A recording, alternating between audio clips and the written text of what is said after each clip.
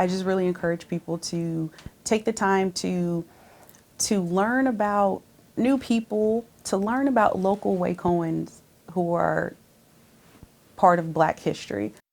The city of Waco is filled with history from the local Black community, and that is not about to change. History is being made here day in and day out. In-depth reporter Alicia Nespreto explains. When you make your way through Waco, you see the Alico building, the silos, and maybe even City Hall.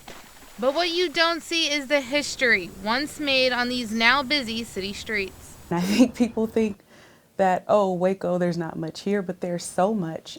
Adrienne Kane studies stories every day at the Institute for Oral History. This Black History Month, she says there's so much to learn from Waco's past. It's not just Black history, it is history in general. It's also Waco's history.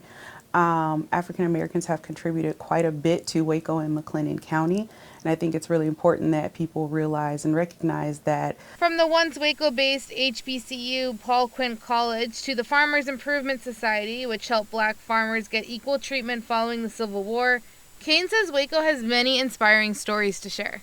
There's a breadth of history here, and when you think of Black history, there's more than just Martin Luther King, Malcolm X, and Rosa Parks.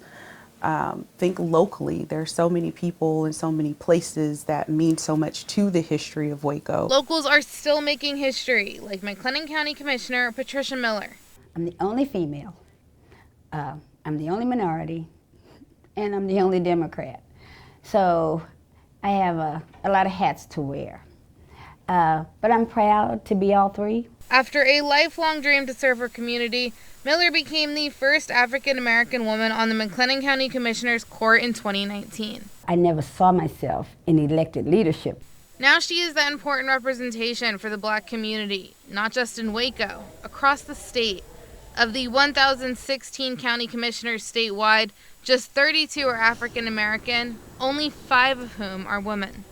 That's impressive and fascinating, but also shows like, man, there's a lot of work that needs to be done. I hope, though, that young women, when they see women like myself in positions where they deliver policy, where they make decisions, that they see themselves able to do the same thing. Because I think women need to play an active role in making policy and making decisions on behalf of the public.